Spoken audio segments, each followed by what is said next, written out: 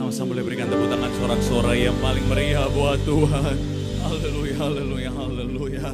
Terima kasih Tuhan, Kau Tuhan yang luar biasa dalam kehidupan setiap kami. Kami ada semua karena kebaikan Tuhan, anugerah Tuhan. Dan kami percaya kalau Tuhan baik, anugerah Tuhan tercurah sampai hari ini. Artinya sampai masa tua kami, sampai akhir hidup kami. Kebaikan Tuhan, kesetiaan Tuhan terus akan tercurah melimpah dalam hidup kami. Artinya sepanjang hidup kami pasti diberkati. Sepanjang hidup kami, anak cucu kami pasti diberkati. Bahkan bisnis pekerjaan kami semuanya juga pasti diberkati. Untuk hormat dan kemuliaan nama Tuhan. Terima kasih Tuhan, terima kasih. Dan dengan ucapan syukur itu Tuhan, di tempat ini kami sudah boleh menaikkan pujian kami, penyembahan kami kepadamu. Tuhan, kami mau berdoa biar kiranya Tuhan pujian kami, penyembahan kami boleh menyenangkan hati Tuhan. Karena kami tahu, kami percaya hati Tuhan disenangkan hadirat Tuhan tercurah, dan di mana ada hadirat Tuhan maka di situ pasti ada berkat, ada sukacita, ada mujizat. Artinya siapapun yang hadir, yang sakit Tuhan sembuhkan, yang terikat Tuhan berikan kelepasan, bahkan ada kemenangan yang Tuhan nyatakan dalam kehidupan setiap kami.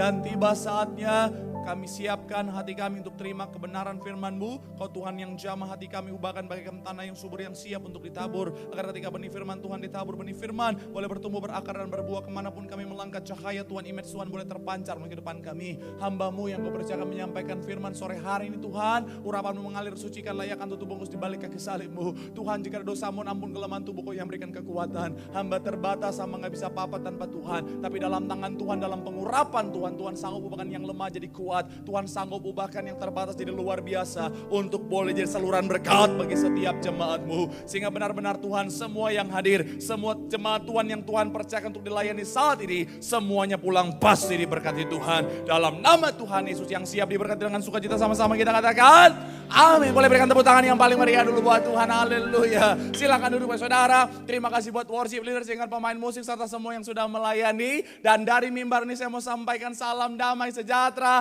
Shalom. Sekali lagi shalom. Haleluya, haleluya, haleluya. Saya percaya dalam Tuhan ada sukacita, dan di mana ada sukacita selalu ada senyuman di wajahnya. Haleluya. Sama-sama berikan senyuman dulu, bilang sama kanan kirimu, jumpai kanan kirimu. Katakan mari bersukacita dalam Tuhan.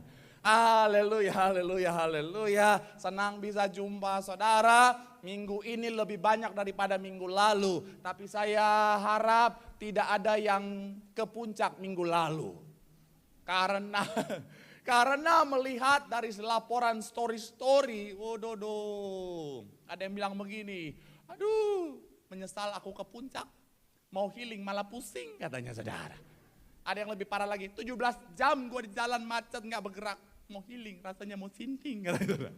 Aduh, tapi puji Tuhan semuanya datang cari Tuhan, mencari Tuhan. Saya mau bilang saudara, tidak akan pernah itu saudara dan saya ditinggalkan. Saya mau bilang saudara, kita setia cari Tuhan, kita pasti diberkati Tuhan. Boleh berikan tepuk tangan yang paling meriah dulu buat Tuhan.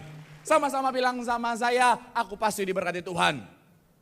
Bilang kanan kirimu, kamu juga pasti diberkati Tuhan. Tepuk tangan yang paling meriah dulu buat Tuhan. Haleluya. Yuk sama-sama saudara, yang bawa Alkitab kita mau angkat Alkitab kita, Alkitab juga boleh, Alkifon juga boleh. Yang gak bawa apa-apa angkat tangan juga boleh. Sama-sama pengakuan iman kita terhadap otoritas firman Tuhan. Sama-sama dengan iman, sama-sama kita katakan dalam nama Tuhan Yesus. Aku percaya Alkitab ini adalah firman Tuhan. Setiap kata kalimatnya sanggup memberkati aku. Dan hari ini aku pasti diubahkan, aku pasti dipulihkan. Dalam nama Tuhan ini sama-sama kita katakan amin. Tema khotbah saya hari ini saudara boleh munculkan di layar, bicara tentang penyembuhan pada hari Sabat. Dan lebih spesifik lagi saudara diambil dari Yohanes 5 ayat 1 sampai ayatnya yang ke-18. Ayat 1 sampai ayat yang ke-18 di Yohanes pasalnya yang ke-5. Nanti saya akan baca ayat yang pertama, saudara baca ayat 2. Kita gantian ayat yang ke-18 kita akan baca sama-sama. Di situ diberi judul apa? Penyembuhan pada hari Sabat di kolam Bethesda. Saya 1, saudara 2, gantian 18 sama-sama demikian firman Tuhan. Ayat yang pertama, sesudah itu hari raya orang Yahudi, sesudah itu ada hari raya orang Yahudi dan Yesus berangkat ke Yerusalem. Ayat 2 silakan.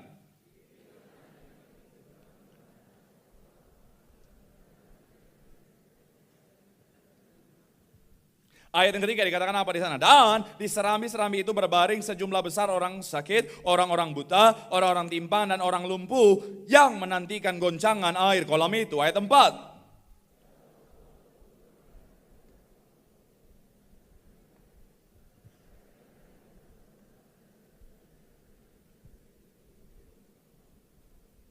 Ayat yang kelima dikatakan apa? Di situ ada seorang yang sudah 38 tahun lamanya sakit. 6.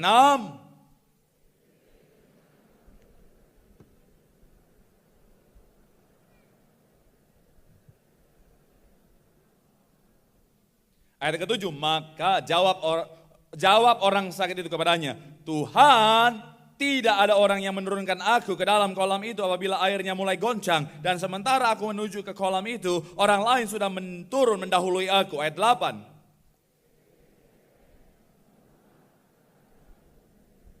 Ayat 9. Dan pada saat itu juga semula orang itu, lalu ia mengangkat tilamnya dan berjalan. Tetapi hari itu hari Sabat. 10.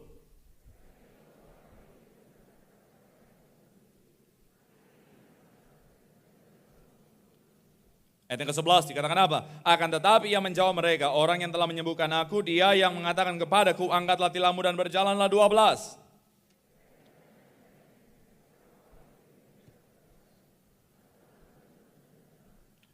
Tetapi orang yang baru sembuh itu tidak tahu siapa orang itu, sebab Yesus telah menghilang di tengah-tengah orang banyak di tempat itu. 14.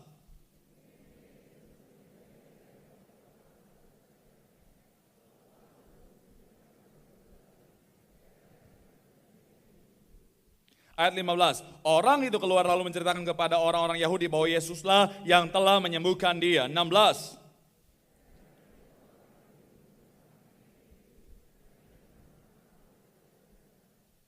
Tetapi ia berkata kepada mereka, Bapakku bekerja sampai sekarang, maka aku pun bekerja juga. 18 sama-sama 3, ya. Sebab itu orang Yahudi berusaha lagi untuk membunuhnya. Bukan saja karena ia mengadakan apa? Tetapi dan dengan demikian menyamakan dengan alam. Nah, haleluya, terpuji nama Tuhan. Bicara tentang kisah ini saudara, dari tempatnya saja sudah sangat terkenal saudara. Kalau saudara ke Israel hari-hari ini saudara, pasti salah satu tempat yang akan menjadi tujuan utamanya adalah tempat ini saudara, kolam Bethesda ini saudara. Dan memang sejak zaman dulu pun tempat ini sudah sangat terkenal. Kenapa? Karena tempat ini menjadi tempat di mana terjadinya mujizat saudara. Di mana kalau saat itu saudara, air kolam Bethesda itu bergerak saudara, artinya ada malaikat Tuhan yang turun di sana. Dan orang pertama yang masuk ke dalam kolam itu saudara, siapapun dia, apapun sakit penyakitnya, maka dia pasti akan sembuh saudara. Nah, dan ketika saya pelajari kisah ini saudara, ada begitu banyak pelajaran berharga yang bisa kita ambil untuk kita jadikan bahan pembelajaran saudara. Dan doa saya, saudara dan saya, apapun keadaan kita, saudara dan saya boleh terima mujizat pemulihan Tuhan. Yang setuju boleh berikan tepuk tangan yang paling meriah dulu buat Tuhan. Haleluya. Nah saudara, apa yang bisa kita pelajari saudara dari kisah ini? Yang pertama boleh munculkan di layar saudara, bicara tentang apa? Place your hope only in God, atau bicara tentang apa? Tempatkan pengharapanmu hanya sama Tuhan. Sama-sama bilang sama saya, pengharapan hanya dalam Tuhan. Amin. Kalau saudara perhatikan, orang ini saudara sudah 38 tahun dia mengalami yang namanya keadaan lumpuh itu saudara. Dan ketika saya pelajari saudara, dia orang yang percaya. Dia orang yang percaya akan mujizat Tuhan. That's why dia ada di kolam Bethesda saudara. Kenapa? Karena dia beriman sama Tuhan dan dia percaya bahwa ada mujizat yang Tuhan bisa lakukan saudara. Tetapi kalau kita perhatikan, 38 tahun orang ini tidak lihat mujizat. 38 tahun orang ini saudara ada dalam tetap keadaan lumpuh saudara. Dan saya mau bilang saudara, salah satu dasar utamanya, alasan utamanya yaitu ayat yang ke-7. Boleh munculkan di layar. Ayatnya yang ke-7 dikatakan apa di sana? Ayatnya yang ke-7 yang sudah di sana boleh bilang puji Tuhan. Sama-sama 3 ya. Jawab Tuhan, tidak ada apa? Apabila apa? Dan sementara aku menuju ke kolam itu, orang lain sudah turun mendahului aku. Ketika Tuhan bertanya, maukah engkau sembuh? Jawabannya adalah apa? Tuhan, tidak ada orang yang menurunkan aku ke dalam kolam ini apabila airnya mulai goncang. Saya mau bilang saudara, dari hal ini kita bisa lihat jawabannya menyimpulkan apa? Bahwa selama ini dia memang percaya Tuhan. Selama ini memang dia beriman akan mujizat Tuhan. Tapi sayangnya dia mendapatkan yang namanya pengharapannya bukan di dalam Tuhan, tetapi kepada orang-orang itu saudara. Ternyata selama ini saudara, dia memang percaya Tuhan, dia beriman sama Tuhan, tetapi dia menempatkan pengharapannya kepada orang-orang yang ada di sekitarnya. Memang dia percaya Tuhan, tetapi dia tidak menempatkan pengharapannya di dalam Tuhan. Dan saya mau bilang saudara, itulah yang menjadi penyebab dia akhirnya tidak pernah melihat mujizat terjadi dalam hidupnya. Saya mau bilang saudara, ada begitu banyak orang Kristen saudara, mereka itu percaya Tuhan, mereka beriman sama Tuhan. Tetapi saya mau bilang saudara, mereka tidak menaruh pengharapan mereka sama Tuhan. Sama seperti orang ini. Itu kenapa ketika di ayat sebelumnya saudara, Tuhan bertanya, maukah engkau sembuh? Dalam bahasa aslinya saudara, kata maukah di sini saudara menggunakan kata telo. Telo di sini bicara tentang pengharapan. Sama-sama bilang sama saya, pengharapan. Amin. Tuhan sementara mendirect orang ini dari yang berharap kepada orang-orang di sekitarnya. Tuhan sementara mendirect orang ini untuk memiliki pengharapan akan mujizat yang Tuhan sudah siapkan buat orang ini saudara. Karena gini, seandainya saja dia menaruh pengharapannya di dalam Tuhan, saya mau bilang saudara, tanpa harus turun ke kolam dia bisa terima mujizat. Amin. Saya mau bilang saudara, bisa nggak Tuhan menyembuhkannya dengan cara membawanya ke kolam Bethesda? Bisa nggak Tuhan sembuhkan dia dengan cara membawa dia cemplungin ke kolam? Sangat bisa, tetapi Tuhan nggak lakukan itu. Tuhan sembuhkan dia di tempat dia berada tanpa harus masuk ke kolam itu. Kenapa? Karena Tuhan mau menunjukkan tanpa dia ke situ, kalau dia menaruh pengharapannya di dalam Tuhan, dia pasti terima mujizat. Amin. Saya mau bilang saudara, banyak orang Kristen percaya Tuhan. Banyak orang Kristen punya iman sama Tuhan. Tapi masih menaruh pengharapannya tidak di dalam Tuhan. Dia masih taruh pengharapannya dengan koneksi yang dia miliki. Dia masih taruh pengharapannya dengan kenalan yang dia miliki. Dengan kekayaan yang dia miliki. Dengan jabatan yang dia miliki. Akhirnya apa? Orang-orang seperti ini tidak akan melihat pemulihan terjadi dalam hidupnya. Dan saya mau bilang saudara, ini mungkin kabar buruk, bisa juga kabar baik buat saudara, bahwa Tuhan kita adalah Tuhan yang sabar. Dan saya mau bilang saudara, artinya apa? Selama kau tidak menaruh pengharapanmu di dalam Tuhan, Tuhan kita adalah Tuhan yang sabar menantimu menaruh pengharapanmu di dalam Tuhan. Artinya apa? Mujizat dan pemulihan sebenarnya itu akan terjadi dalam hidupmu, itu tergantung dirimu. Kapan waktu kau mau taruh pengharapanmu dalam Tuhan atau tidak? Banyak orang masih tetap menaruh pengharapannya di luar Tuhan. Akhirnya apa? Ujung-ujungnya nggak lihat pemulihan. 38 tahun, pertanyaan saya, Tuhan sudah tahu nggak orang ini ada dalam keadaan lumpuh jauh sebelum saat ketemu itu?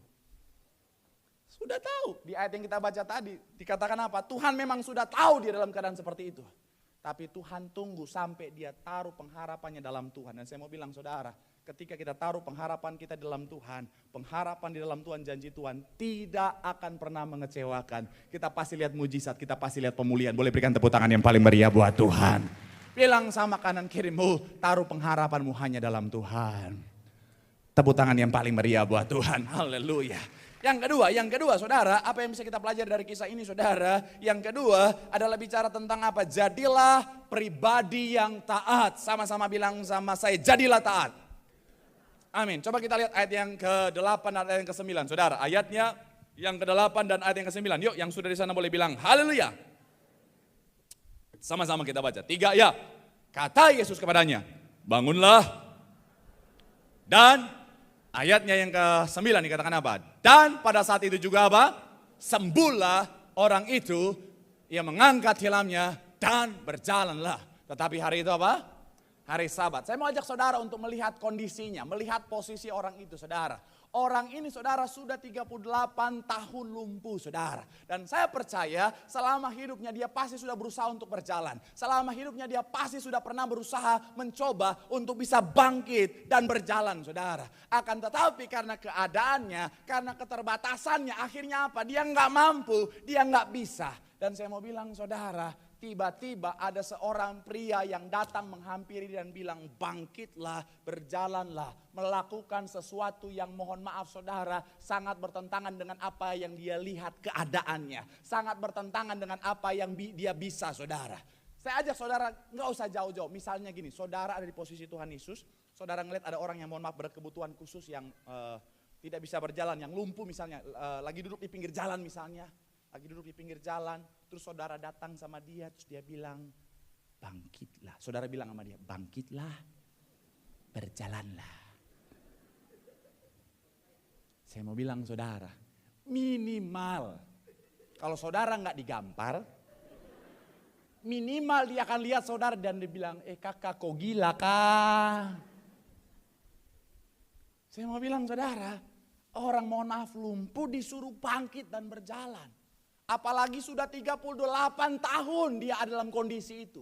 Tapi kita lihat bersama, sekalipun tidak masuk akal, orang ini apa? Taat. Karena dia taat, ketika dia taat dia lihat mujizat pemulihan. Amin, boleh berikan tepuk tangan yang paling meriah dulu buat Tuhan. Haleluya. Kapan dia lihat mujizat? Ketika dia mau taat. Saya mau bilang saudara, dalam kehidupan setiap kita kadang-kadang Tuhan bisa suruh sesuatu yang sepertinya bertentangan dengan logika kita. Tuhan bisa suruh kita lakukan sesuatu yang sepertinya gak masuk akal. Tapi saya mau bilang saudara, kalau itu Tuhan yang suruh, taat. Contoh berikutnya siapa? Abraham. Abraham sudah di tempat yang nyaman, sudah di tempat yang segala dia butuhkan sudah ada di sana. Sudah settle di situ saudara. Tiba-tiba perintah Tuhan bilang apa? Aku akan memberkati engkau, tapi kamu harus pergi ke negeri yang akan kutunjukkan kepadamu. Saya mau bilang saudara, perhatikan baik letak geografis tempat tinggal Abraham. Kalau di Indonesia santai. Maksudnya gimana? Kita ini negara yang subur saudara. Orang bilang tanah kita tanah surga. Kok gak lanjut? Gak ada yang generasi saya di sini. Saya sih seangkatan Justin Bieber. Tongkat kayu dan apa? Tanah. Itu kan, sok-sok muda. Udah angkatan babi gue. Kalau Indonesia, mau kita keliling Indonesia, sekering-keringnya Indonesia ini saudara, masih ada air, masih ada tempat tanah yang bisa nanam dan bisa tumbuh, masih bisa makan. Ini tempat Abraham, padang pasir bos. Salat nyangkut dikit, nggak ada apa-apa. Tiba-tiba salah tempat sedikit, kekeringan saudara. Nggak ada kuah galon di sana. Pada saat itu ya. Saya mau bilang saudara, tapi apa Abraham taat? Karena Abraham taat, dia lihat apa? Pemulihan berkat janji Tuhan dinyatakan. Saya mau bilang saudara, Naaman disuruh bukan oleh nabi yang dia pengen ketemuin, tetapi oleh bujangnya, istilahnya asistennya, anak buahnya. Awalnya tersinggung saudara. Tapi disuruh akhirnya apa? Mandi 7 kali. Mandi. Kalau orang sekarang gara-gara pandemi gak keluar kemana-mana, 7 hari gak mandi-mandi. Sayang Pak Pendeta. Soalnya katanya rambut ini gak boleh sering kena sampo, nanti rusak. Rontok. Rambutnya aman, suaminya mau mati di sebelah. Gua tinggal di Sudirman, kok kerasa kayak tinggal di Bantar Gebang nih. 7 kali mandi, akhirnya apa? Sembuh, karena apa? Ketaatan. Taat menghasilkan mujizat saudara. Ingat, waktu bangsa Israel, tembok Yeriko akhirnya roboh. Bukan karena sorak-sorainya, memang klimaksnya sorak-sorainya. Tapi kunci utamanya apa? Setiap hari masih keliling, 1 hari 1 kali. Kemudian apa? Setelah itu hari terakhir keliling 7 kali. Tanpa ngobrol. Bodoh. Itu memang benar-benar dilatih ketaatannya. Kan kalau jalan bareng brother paling enak apa ngobrol. Bayangin keliling itu tembok Yeriko. Udah pengen ngobrol gak bisa. Itu dilatih ketaatannya. Tapi karena mereka orang Yahudi, coba kalau orang Indonesia. Orang Indonesia adalah orang yang paling kreatif sedunia. Sekalipun Tuhan bilang gak boleh ngomong, oke siap, tapi tetap bisa ngomong, bisa ngobrol tanpa ngobrol. Bayangin. Orang Indonesia bisa ngobrol tanpa ngobrol. Apalagi ibu-ibu, bisa ngegosip tanpa ngomong. Saya kan pendeta yang suka perhatiin jemaat. Kadang-kadang di gereja ibu-ibu ngosip tanpa ngomong.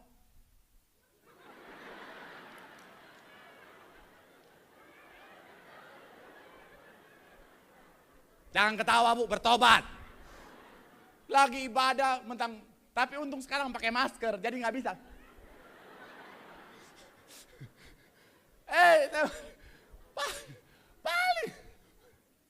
Paling enak itu ngobrol. Tetapi apa? Dilatih ketaatan. Saya mau bilang saudara, dalam kehidupan setiap kita saudara, kadang-kadang Tuhan bisa suruh sesuatu yang sepertinya di luar logika kita. Tapi saya mau bilang saudara, ketika itu memang berasal dari Tuhan, taat. Karena di dalam ketaatanmu di situ ada mujizat. Tepuk tangan yang paling meriah dulu buat Tuhan. Amin. Bapak Gembala sidang kita bersama Ibu Gembala dalam pelayanan mereka diperintahkan Tuhan apa? Kembalikan kuasa di balik perjamuan kudus dan minyak urapan benar-benar tubuh dan darah. Saat itu hanya lambang. Oh, saya mau bilang saudara, ini namanya lawan arus. Tapi saya mau bilang, puji Tuhannya Bapak Gembala sidang kita bersama Ibu Gembala, orang yang taat. Buah dari ketaatan mereka, hidup mereka diberkati, pelayanan luar biasa. Tepuk tangan yang paling meriah buat Tuhan. Saya waktu 2009, 2008 mau dibaptis, itu hati bergejolak saudara. Udah niat memang awalnya mau baptis, tapi satu hari sebelumnya itu hati tiba-tiba bergejolak. Mau dibaptis atau enggak, iblis kirim keraguan-keraguan, jangan. Tapi hari ini saya, Tuhan bagaimana nih? Mau dibaptis hidup baru atau tetap dalam kehidupan yang lama? Bergejolak ini saudara. Akhirnya waktu itu saya telepon mami saya bilang, doa. Saya doa. Habis doa penyembahan, saya baca Alkitab, saya buka, muncul 2 ayat seperti menyala gitu saudara, 2 ayat yang berbeda tapi nyambung. Saya baca begini, berpalinglah kepadaku dan biarkanlah dirimu diselamatkan. Dan segala kehendakku akan kulaksanakan. Segala kehendak Tuhan sudah sediakan, bicara tentang janji berkat Tuhan. Tapi saya mau bilang saudara, semua itu akan menjadi bagian saya ketika saya mau taat. Yaitu apa? Berpaling kepada Tuhan, meninggalkan kehidupan saya yang lama. Dan saya mau bilang saudara, seandainya saja saya tidak mau taat sama Tuhan, berpaling dari kehidupan saya yang lama, saudara nggak akan lihat pendeta Marcel hari ini. Seandainya saja saya tidak mau taat, berpaling dari kehidupan yang lama, mungkin saya masih seorang boyband yang sudah tidak laku lagi. Iya kan? Orang teman-teman saya udah gak laku-laku semua boybandnya. Udah habis masanya. Lagi jadi boyband mau sampai berapa lama? Saya pernah cerita kan, menjadi boyband sampai berapa lama? Nggak mungkin saya sampai opa-opa. Nggak mungkin. Kalau jadi pendeta sampai Tuhan Yesus datang, tetap hamba Tuhan. Amin. Tepuk tangan. Udah ada yang tepuk tangan, kasihan. Saudara bayangin saya, ngebayangin geli saudara. Yang ngefans siapa? Encim-cim glodok. Sama inang-inang apa? Cawang. Saya mau bilang saudara, makanya saya mau bilang saudara, karena taat akhirnya apa? Janji Tuhan digenapi dalam hidup saya. Saya mau bilang saudara, ayo, apalagi kita anak muda, jadilah pribadi yang taat. Karena ketika kita mau taat, kau akan lihat mujizat berkat pemulihan pasti dinyatakan. Tepuk tangan yang paling meriah buat Tuhan. Bilang sama kanan kirimu, taat. Tepuk tangan yang paling meriah buat Tuhan. Kita cepat saudara, yang terakhir pemain musik bola baju ke depan saudara. Yang terakhir, nggak kerasa udah 30 menit saudara. Yuk cepat. Yuk. Pali. Gara-gara nonton Korea. Apa yang bisa kita pelajari dari kisah ini saudara? Yang terakhir, tetaplah berbuat baik apapun situasinya. Sama-sama bilang sama saya, tetap baik. Amin. Coba kita lihat Alkitab kita, ayatnya yang ke-15 dan 16. Ayat 15 dan 16, boleh munculkan di layar saudara. 15 dan 16, yang sudah di sana boleh bilang, haleluya. Orang itu keluar, lalu apa? Bahwa, ayat selanjutnya, dan karena itu apa? Balik lagi di ayat sebelumnya bagian terakhir dikatakan apa? Bagian terakhir dikatakan apa? Bahwa Yesus yang telah apa? Tapi kita lihat responnya, hasilnya apa? Ayat 16. Dan karena itu, karena Yesus telah melakukan penyembuhan itu, orang-orang Yahudi berusaha apa? Menganiaya. Pertanyaan saya, yang Tuhan Yesus lakukan itu baik atau buruk? Tapi hasilnya apa? Balasannya apa? Mereka ingin menganiaya, bahkan ingin membunuh Tuhan Yesus. Saya percaya orang-orang yang ada di sekitar situ pasti kenal siapa orang yang lumpuh 38 tahun ini. Kenapa? 38 tahun dia ada di tempat itu. Pasti semua orang kenal dia. Saya aja ngekos di daerah Jakarta yang paling ngantuk di Jakarta itu. Tahu kan? Daerah paling ngantuk di Jakarta nggak tahu? Sleepy.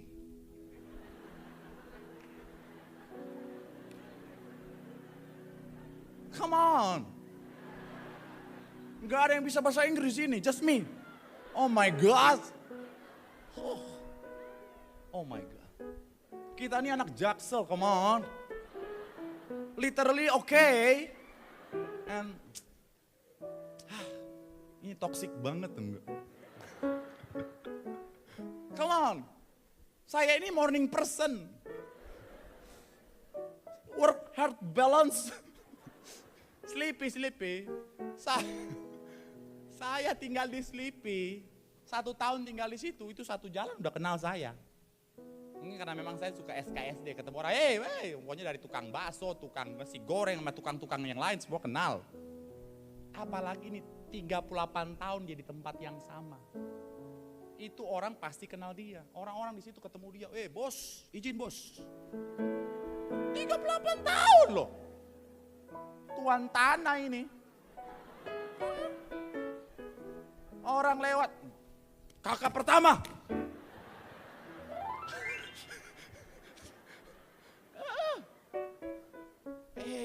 Kalau ada pemilihan ketua RT, dia yang dapat itu.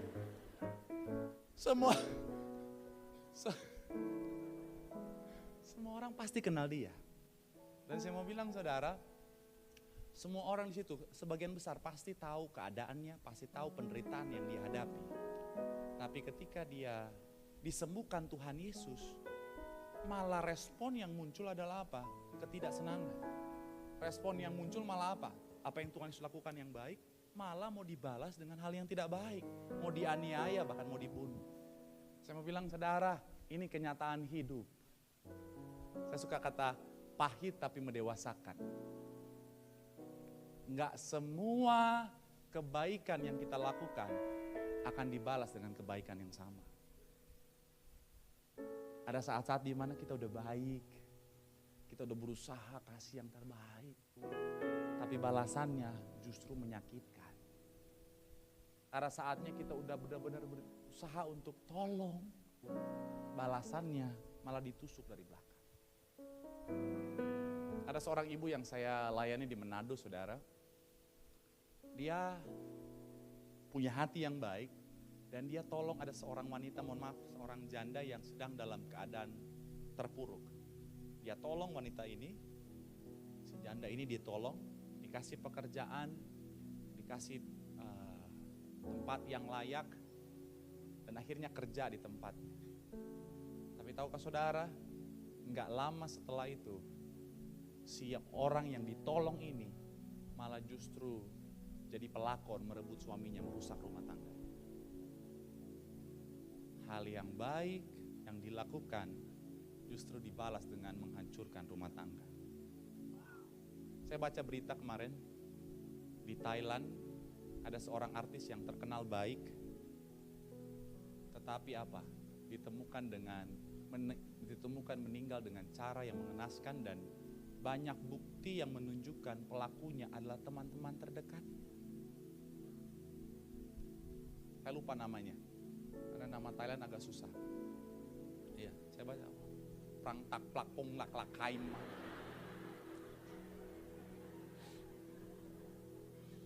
Oh iya, cyanida.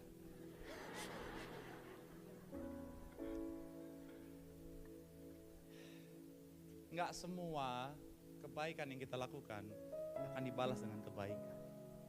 Kadang-kadang saudara, kita udah baik ya, kita udah tolong, kita udah bantu, balasannya justru menyakitkan. Dan saya mau bilang, dalam kondisi ini, secara kedagingan, paling enak mau balas. Secara kalau mau ikut kedagingan, paling enak mau balas dengan hal yang sama.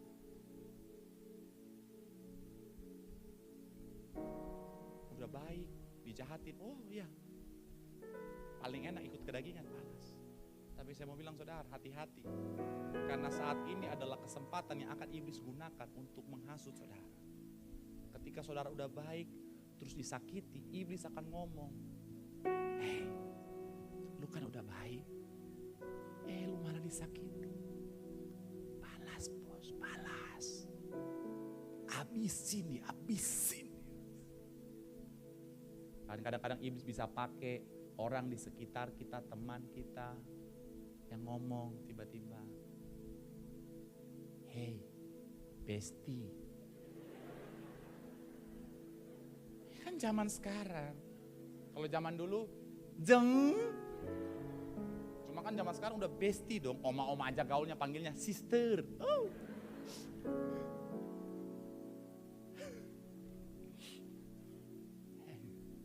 Bestie, lu udah setia, lu udah baik, laki lu malah selingkuh. Jangan diem aja bestie, lu balas dia. Dia cari cabai-cabean, kamu cari. Enggak, saya nggak suka. Kalau pakai terong-terong saya nggak suka. Saya sebagai laki-laki saya merasa itu tidak cocok. Harga diri sebagai laki kayak diinjak. Enggak. Tolong jangan teriakan kata itu di depan saya. Tidak mau saya, tidak mau. Enak aja. Berondong aja, berondong. Dia selingkuh cabai-cabean. Kamu cari.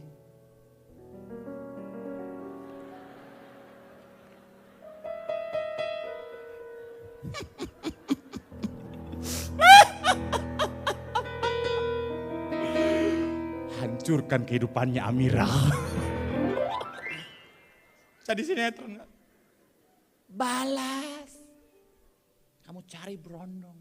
Mumpung masih muda, masih menarik, cari. Enak aja. Ntar kalau udah tua, ntar nggak ada yang laku lagi lu. Kalau udah oma-oma udah ompong. Mumpung masih seger, masih wadidau. Cari, balas.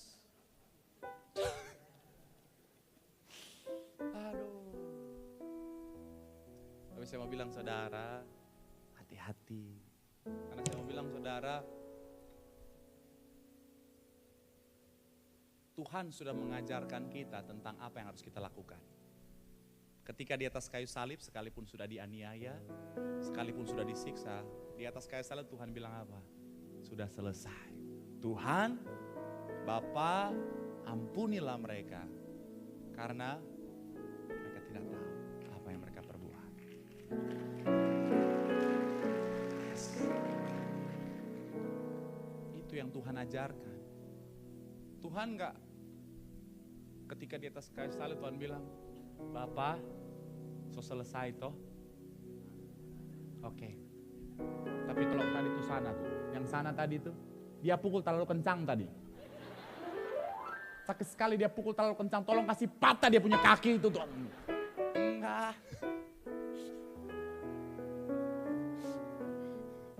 Memang paling enak kalau, ada kan gitu ya. Kalau ada yang orang rajin gereja, nggak balas kejahatan, tapi ketika berdoa, doanya jahat sekali.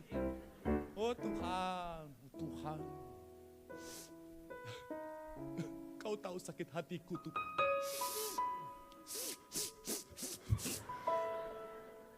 Kau tahu kekecewaanku. Dia sudah menampar pipi kiriku. Bahkan ku kasih pipi kananku. Aku berdoa. Tuhan buat rontok semua giginya jadi ompong Tuhan. Oh Tuhan, teman saya aja itu gara-gara masih choir dia. Choir. Dia doanya apa? Gara-gara ditipu sama temennya sesama choir. Dia bilang, Tuhan jambak dia. Saya oh Tuhan. Oh Tuhan. Saya sampai bingung mau ikut amin atau enggak. Aduh. Cuma bilang saudara apa? Tetap lakukan apa? Kebaikan. Saya suka satu quotes yang diucapkan oleh Mother Teresa. Dia bilang begini. Ketika kita melakukan kebaikan, kadang-kadang kebaikan yang kita lakukan enggak dihargai. Kadang-kadang ketika kita melakukan kebaikan, ada quotesnya, kebaikan yang kita lakukan kadang-kadang dipandang masih kurang oleh dunia. Bahkan kadang-kadang kebaikan kita bisa dibalas dengan kejahatan. Tetapi apapun keadaannya, tetaplah berbuat baik. Karena pada akhirnya kita akan sadar bahwa ini adalah urusan kita dengan Tuhan. Saya mau bilang saudara, kalau hari ini kau berbuat baik dan dibalas dengan kejahatan, it's okay, tetap lakukan kebaikan. Karena kenapa? Ini urusannya dengan kerajaan sorga. Ketika kau tetap lakukan kebaikan, dari sorga Tuhan melihat. Dan saya mau bilang, Tuhan pasti curahkan kebaikan yang berlimpah untuk ada dalam hidupmu dan keluargamu. Tepuk tangan yang paling meriah dulu buat Tuhan. Bilang sama kanan kirimu, tetap berbuat baik. Tepuk tangan yang paling sekali, yang paling meriah buat Tuhan. Sama-sama teduhkan hati kita di hadapan Tuhan. Engkau Tuhan yang setia, waktumu selalu yang terbaik. Engkau Tuhan sandaranku, dan ku hanya kan berharap padamu. Satu-satunya yang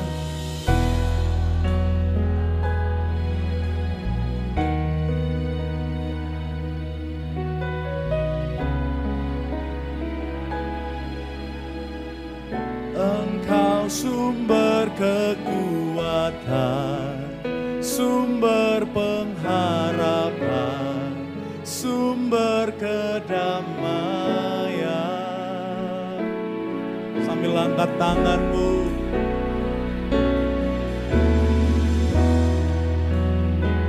yang ku percaya,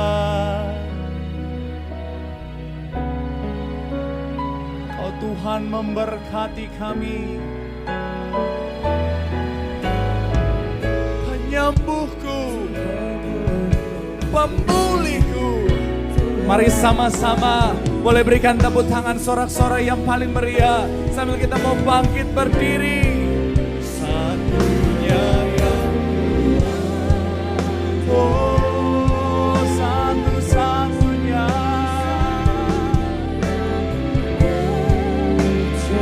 sumber kekuatan, sumber pengharapan, sumber kedamaian.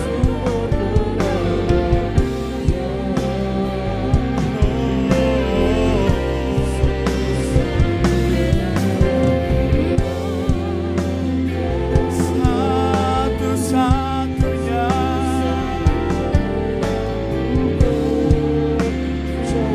Kau Tuhan yang memberkati kami. Amin. Tuhan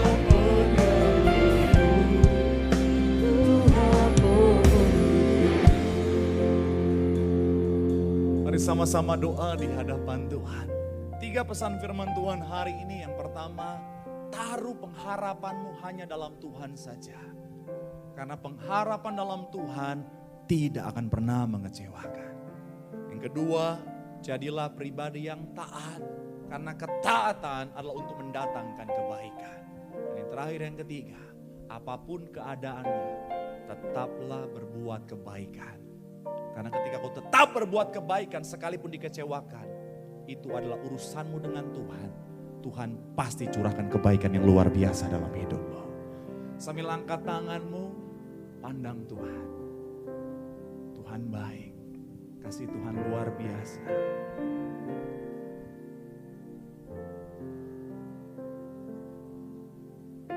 Satu-satunya yang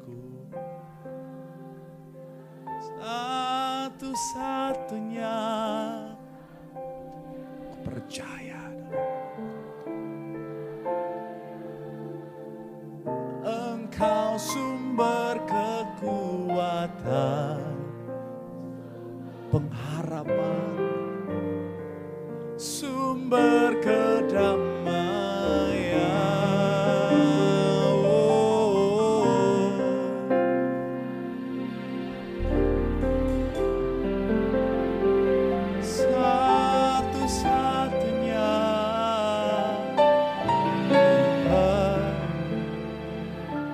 Memberkati kami, memberkati penyembuhku, pemulihku, Tuhan pemulihku. Sama-sama boleh berikan tepuk tangan yang paling meriah buat Tuhan. Kita kembali sama-sama, kita siapkan roti dan anggur, mari bangkitkan iman percaya di hadapan Tuhan. Terima yang terbaik karena keselamatan yang telah Tuhan beri. Dia beri tubuh dan darahnya, menyucikan, menyembuhkan, melayakkan setiap kita. Kita bangkit berdiri bersama-sama jemaat Tuhan, angkat nyanyian di hadapan Tuhan Yesus. Tubuh dan darahmu tercurah bagi setiap kami. Dengan iman di hadapan Tuhan, sama-sama nyatakan. Tubuhmu dan darahmu tercurah bagi kami, menyucikan, menyembuhkan, sempurnakan hidup kami. Haleluya, terpuji nama Tuhan. Mari sama-sama siapkan hati dan pikiran kita untuk menyatu dengan tubuh dan darah Yesus. Tundukkan kepala kita satu dalam doa. Kita berdoa.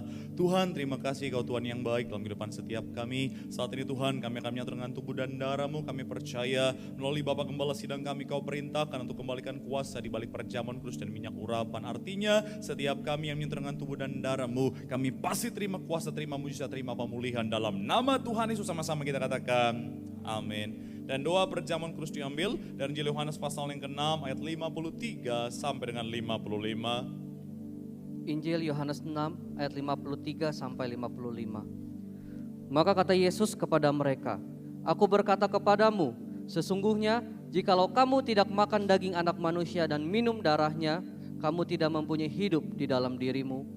Barang siapa makan dagingku dan minum darahku, ia mempunyai hidup yang kekal, dan aku akan membangkitkan dia pada akhir zaman. Sebab dagingku adalah benar-benar makanan, dan darahku adalah benar-benar minuman. Demikianlah firman Tuhan. Mari sama-sama kita angkat roti yang akan dibentuk menjadi tubuh Kristus dengan iman percaya. Sama-sama kita katakan, di dalam nama Tuhan Yesus, inilah roti yang turun dari sorga, inilah tubuh Tuhan Yesus Kristus yang tergantung di atas kayu salib. Pertama, ia memberikan keselamatan, hidup yang kekal di dalam kerajaan sorga. Kedua, untuk menyempurnakan tubuhku, sehat sempurna, jiwa dan rohku dibangkitkan pada akhir zaman. Ketiga, agar aku bersama keluargaku tidak terkapar meja operasi, di rumah sakit, di ruang ICU, tidak lumpuh, tidak pikun, tidak koma. Aku tolak kanker, aku tolak tumor dalam nama Tuhan Yesus. Inilah tubuh Tuhan Yesus Kristus dalam nama Tuhan. Sama-sama kita makanlah tubuh Tuhan dalam nama Tuhan Yesus.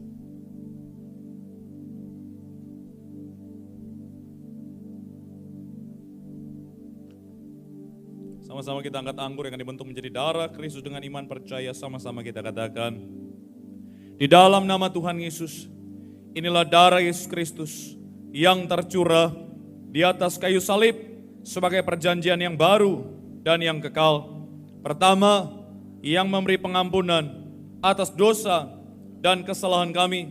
Kami berjanji hidup dalam pertobatan.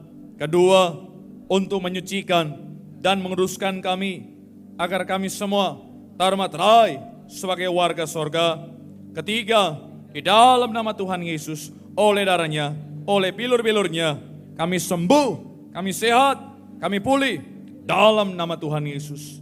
Jangan dulu diminum, silang sudah berdoa, sebutkan penyakitmu, percaya dengan iman. Oleh bilur-bilur Tuhan Yesus kau pasti disembuhkan Tuhan. Bapa menyerahkan setiap jemaatmu, setiap organ tubuh berfungsi dengan normal, tetes darah bersih, virus kuman penyakit dicabut sampai ke akar-akarnya. Terima pemulihan, terima mujizat Tuhan. Keluarga-keluarga yang hadir semua Tuhan berkati dalam nama Tuhan Yesus.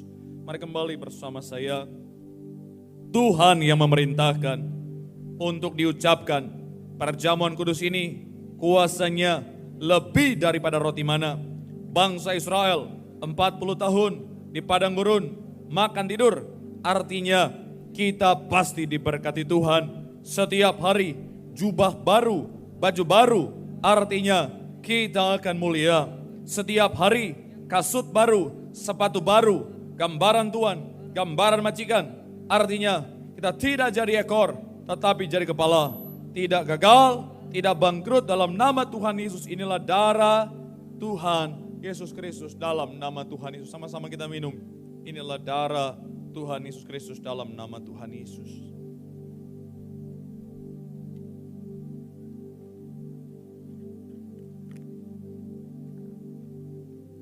saudara yang telah menyatu dengan tubuh dan darah Yesus, silakan berdoa. Percaya dengan iman setiap kita menyatu dengan tubuh dan darah Yesus, artinya kita tinggal dalam Tuhan, Tuhan tinggal dalam kita. Janji firman Tuhan, doa kita ada kuasa.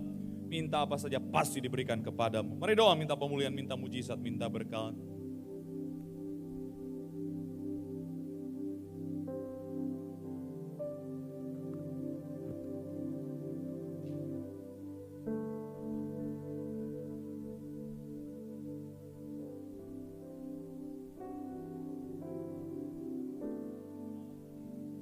Bapa, dalam nama Tuhan, saya menyerahkan setiap doa jemaat-Mu. Setiap doa mereka ada kuasa didengar dimeteraikan dalam kerajaan sorga. Bahkan kami juga menyerahkan Tuhan buat minyak urapan. Saudara yang bawa minyak urapan boleh angkat minyak, saya akan berdoa. Dalam nama Yesus, dalam minyak urapan dari gereja martir, gembala martir, melakukan Allah, melakukan manusia mulia serupa, segambar seperti Allah. Luskan kepada yang sakit sembuh, luskan kepada yang terikat dilepaskan, luskan kepada pintu rumah kami, keluar masuk kami pasti diberkati. Luskan kepada toko, bisnis, kantor, tempat usaha kami, semuanya juga pasti diberkati dalam nama Tuhan. Dalam minyak urapan, setiap tetes, setiap botol, setiap pot penuh tanda, penuh mujizat memberkati setiap kami dalam nama Tuhan Yesus. Bahkan kami juga berkat buat setiap jemaat Tuhan, dimanapun mereka berdiri saat ini Tuhan, jumpai pribadi, lepas pribadi, apapun masalah, tantangan, sakit, penyakit, persoalan kehidupan, pemulihan Tuhan pasti dinyatakan dan tidak akan pernah terlambat, tapi pasti datang tepat pada waktunya dalam kehidupan setiap kami. Bukan ucap berkat anak cucu kami pintar, cerdas, generasi juara, punya masa depan yang luar biasa. Ucap berkat tempatnya juga Tuhan berkati, semakin hari semakin banyak jiwa dimenangkan yang kami kasihi. Kantor tempat ini juga Tuhan, Pak Cipri, Pak Matthew, keluarga besar rekan-rekan Tuhan berkati. Bahkan setiap rekan-rekan yang melalui tempat ini Tuhan, Bonerges Worship Team, segala pengerja muda, pengerja dewasa, apapun bagian kami, semuanya pasti diberkati Tuhan. Bahkan ucap berkat gereja kami, terutama yang sangat kami kasih, gembala sidang kami, Bapak Pendeta Dr. Yesaya Pariaji, Pendeta Dariti Pariaji, anak cucu menantu, ekstra kuasa, ekstra mujizat terus dipakai Tuhan luar biasa. Bahkan ucap berkat Bonerges diberkati, semakin banyak anak muda, generasi-generasi muda yang diselamatkan, dimenangkan untuk kemuliaan nama Tuhan. Para mentors kami, Kak Aristo, Kak Argo, berikan hikmat yaitu Tuhan kebijaksanaan dari surga untuk membimbing setiap kami. Bahkan kami percaya Indonesia pasti pulih, Indonesia pasti bangkit dalam nama Yesus. Dan kami doa sebentar kami pulang, Tuhan jaga, Tuhan sertai apapun yang kami lakukan, Tuhan lindungi setiap kami. Besok hari dan seterusnya, usaha, pekerjaan, bisnis, toko, dagangan, studi kami, Tuhan yang berkati berhasil. Akhirnya sebelum kami meninggalkan tempat ini, kami mau terima berkat dari sorga. Mari sama-sama rekan hatimu sama Tuhan, angkat kedua tanganmu, dengan imanmu pandang wajah Tuhan, dan terimalah berkat Tuhan. Tuhan memberkati hidupmu. Tuhan memberkati pekerjaanmu, Tuhan memberkati kesehatanmu, Tuhan memberkati anak cucumu. Sepanjang tahunlah tahun berkat, tahun pemulihan, tahun mujizat. Dan kiranya kasih anugerah dari Tuhan kita Yesus Kristus menyertai kita mulai saat ini sampai Tuhan datang menjemput saudara dan saya untuk pesta dalam kerajaan sorga yang sudah diberkati dengan sukacita. Sama-sama kita katakan amin. Tepuk tangan yang paling meriah buat Tuhan.